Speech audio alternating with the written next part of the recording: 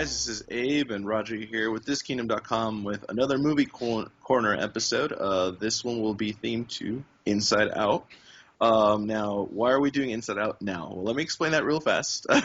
Inside Out, Inside Out came out in the U.S. A while back. I want to say almost a month ago. It was about, yeah. But in the UK, they just recently came out not that long ago. Like, how Literally, many days, Roger? It was about 5 days ago.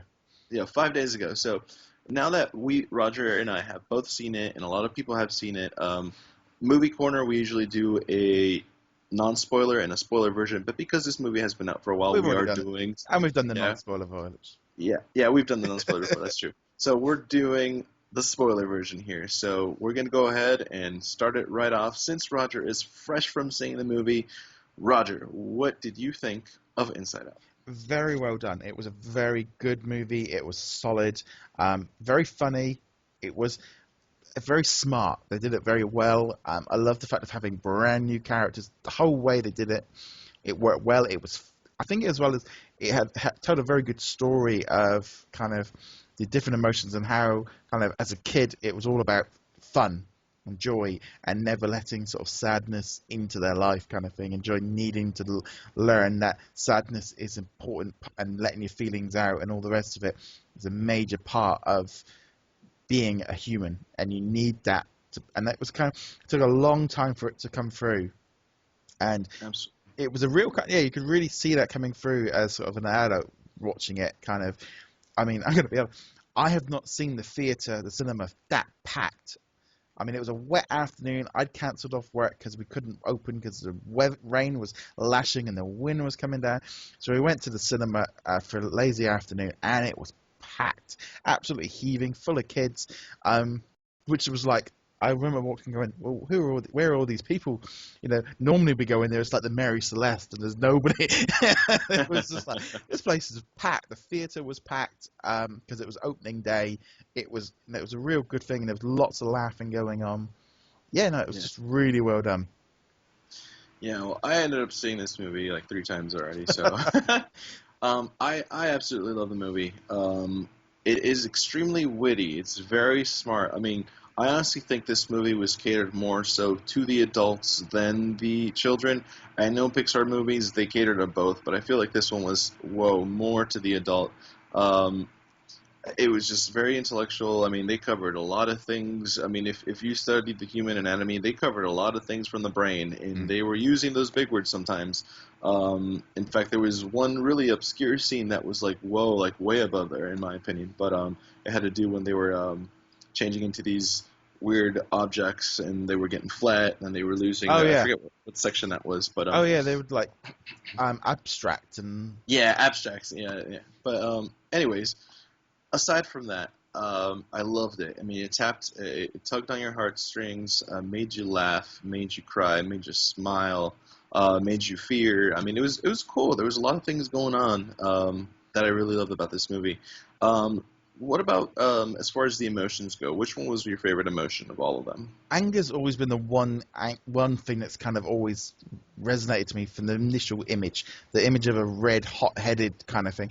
And even in the movie, everything he did to me was funny. Every time he did something, it turned out funny.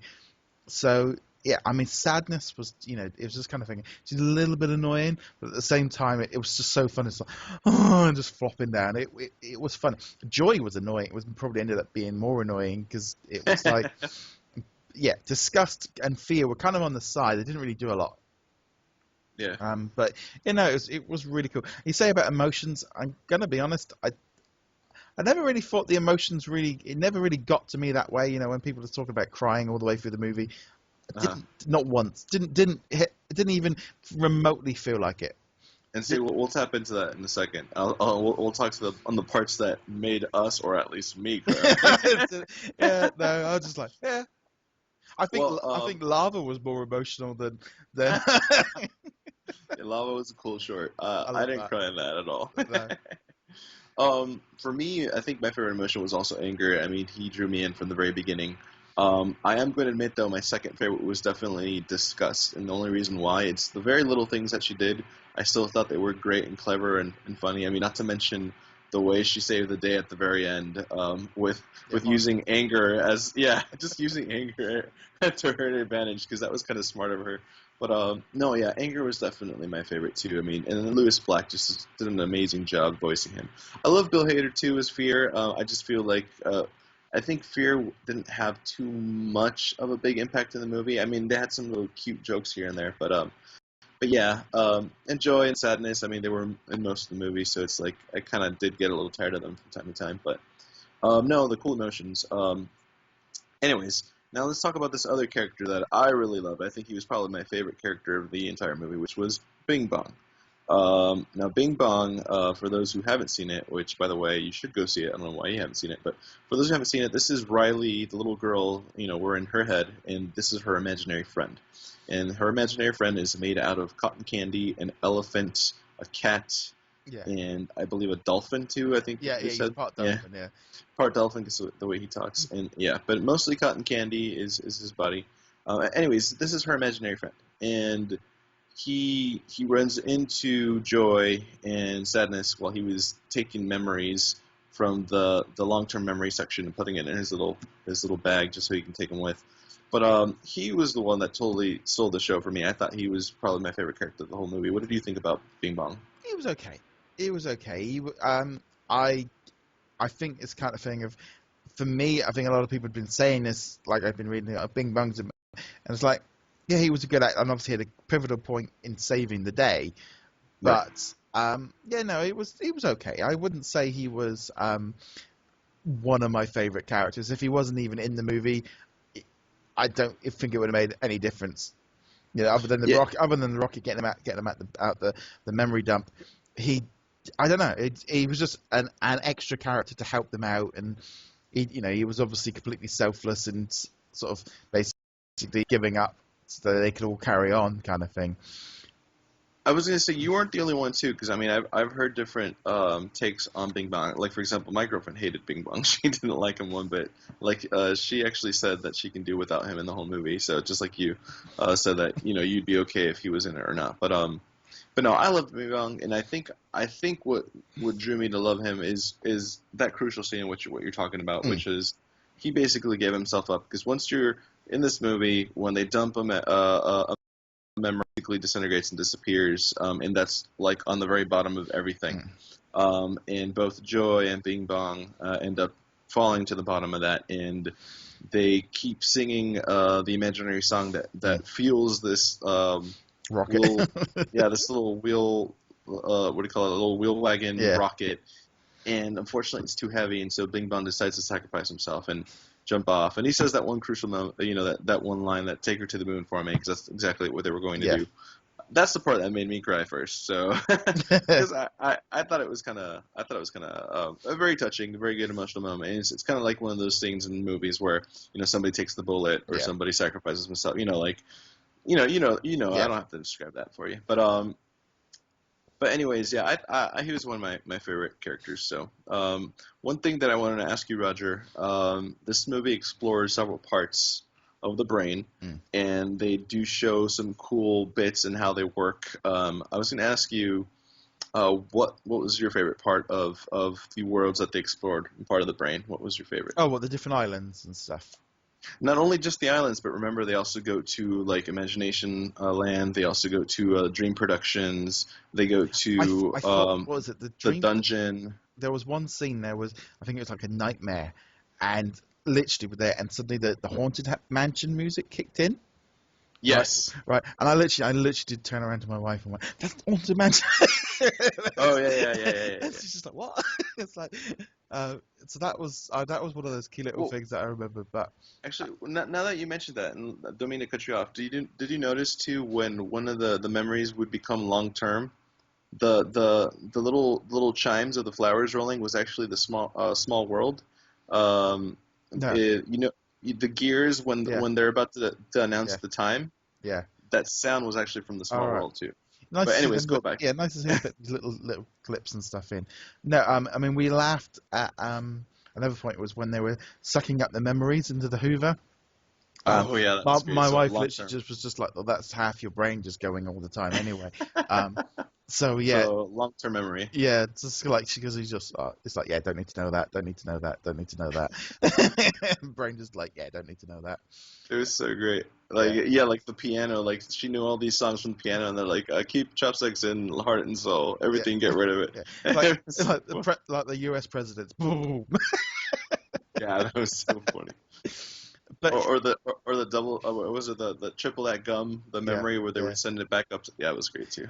Um, I was surprised we didn't see more of other people's brains because Yeah. I thought we were gonna see a lot more of the mum and dad.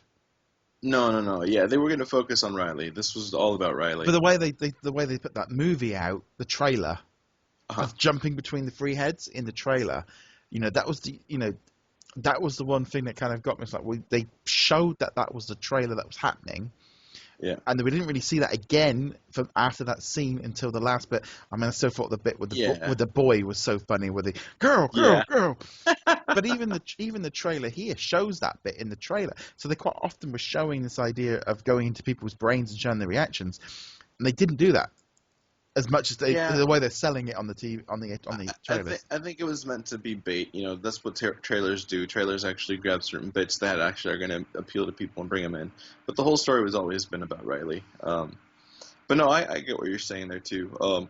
In fact, those were my favorite scenes. And that one scene with the parents, that's the scene that they pitched at D23 2013 on storyboard, which the whole Yeah, place was laughing. So. And as far as my favorite part of it, I love Dream Productions. I thought it was funny that one yeah, segment where just they're going bit by bit. It's like they're whenever she falls asleep, they're actually putting on a a show. TV show, Yeah, and it's all based on what had happened on her day. And they have a they put this filter. little Yeah, yeah the filter, that little lens thing that they put in that just creates everybody into what she already yeah, sees. It was great. And that unicorn was kind of funny towards the end, but yeah. no, no, it's Yeah, cool. I think because I've seen a few merchandise things with the unicorn. It's like, yeah, he's hardly in the movie. He's not really of any. I think it's one of those things. Inside Out is going to be one of those movies I'm going to watch on Blu-ray and stuff. Quite a bit. It's gonna be a long-term movie, a fan favorite. I was up in London last week and got to see all the merchandise and all the Disney stores and the Hamleys and stuff. It's going to be a big movie for this year. I think it's going to be a long-term movie. There's been quite a lot of, I don't know what it was like out in the US. There was quite a bit of stuff on TV last week about, sadness being suicidal and kids. It's too. There was a whole thing about this like doll that says, said her catchphrases, and they go, "It's a suicidal doll," and there was like You, uproar. Actually, you mean on the news? yeah, it was on the news. It was in the paper. Oh wow. There was also stuff about kind of sort of psychiatrists saying that the movie was too, you know, was like too much brain stuff, and like literally there's like, yeah, like they get one person that's for it, one person that's against it, and the person that's for it is going, it's a Disney movie. You're overthinking it. You know That's exactly what I was gonna say. I think you guys are overthinking it over there. Over here, dude, honestly, you know what we see on TV of Inside Out? We see farmers insurance commercials showing Riley and her parents at the hockey game, and they're advertising car insurance and homeowner insurance. Then you see like different little ads for this movie. Nothing negative. Everybody Oh loved it. yeah, I mean, it was great. no, Everything was they're perfect and laid back. advertising Sky Broadband here. That's what they're Oh, advertising. there you go. But yeah, no, there was a big flurry about basically sadness being inappropriate toys and not full of, the voices and stuff were not appropriate and stuff. And I read the story and I was going, and even I think Disney's were like, you haven't seen it in context. You're just picking up Yeah. a doll and it's saying, You about. just want a story. That's it. Yeah, it was a bit kind of, yes, like someone after some attention. But I'm surprised that same thing didn't happen in the UK. There was a little bit of a funny thing for the day of people over analyzing the movie a bit and kind of, which is a bit, I don't know. I think it was massive. They didn't do that with the Minions. Yeah. Oh God. Let's not talk about minions. Banana. There's so two more things, and we're gonna tie those last two together. Obviously, the little I want to call it a cliffhanger because it's possible. I mean, will there be a sequel? I mean, when they installed the new board, the new on in the headquarters, Mm. there was this nice little button that said puberty on it. Now the question is, can they continue the story? Can they actually keep going in Riley's life, or could they actually tap into somebody else's brain? What do you think? Do you think we will get a sequel? No. I think we might get some shorts. I think we could get a couple of like minute maybe shorts or I like that. A Christmas special or something like that. I don't think they want to do a teenager one because the little kids aren't going to understand it. Parents are going to love it, but teenagers aren't going to go see it because they're not cool. It's not cool enough, so they can't really do the puberty button as much as it would be great to watch from an adult's point of view. I think you could do some shorts. I think they could do a Christmas specials and they should just jump in one story in and out, nice and easy. I was going to say I did not think about actually a great idea. I think that's definitely more doable than a sequel. I do see a sequel, but definitely not for a while. But like what you're saying, will they continue with her as a teenager? Yeah, I don't know. That's a good question. But anyways, that's cool. Shorts, great idea. Hopefully they're listening because that sounds awesome. And the last thing is that ending where they just went into everybody's brain for that one little segment. I wish they'd just done more of it throughout the movie. That's what I was saying earlier. It's like they didn't. Yeah. They promised that and they showed me that idea. They didn't deliver it. Gotcha.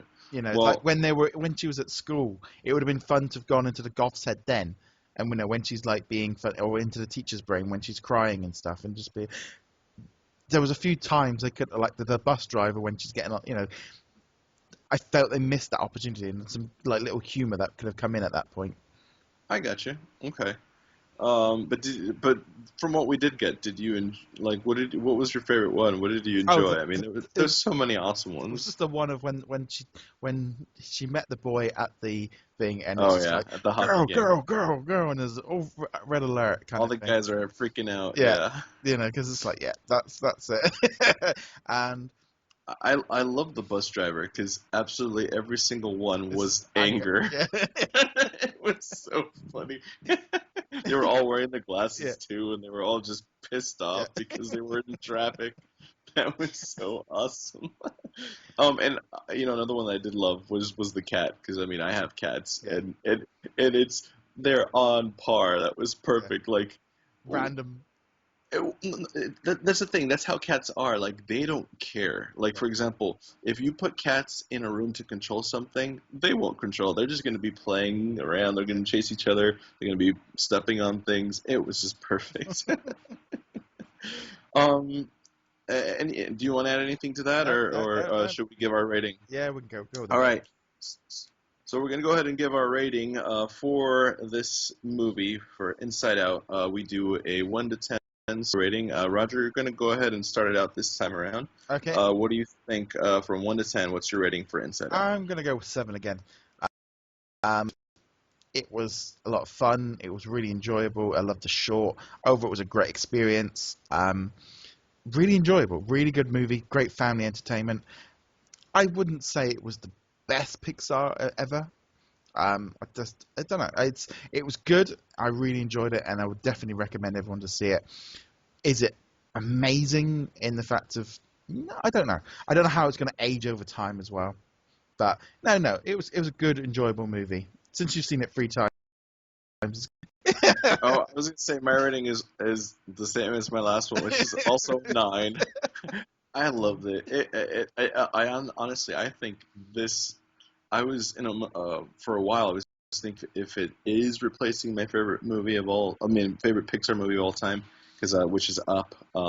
It's a little tough for me, but I'm just gonna give it a 9 because there was. I loved it. It was, that's all I can say. I love it.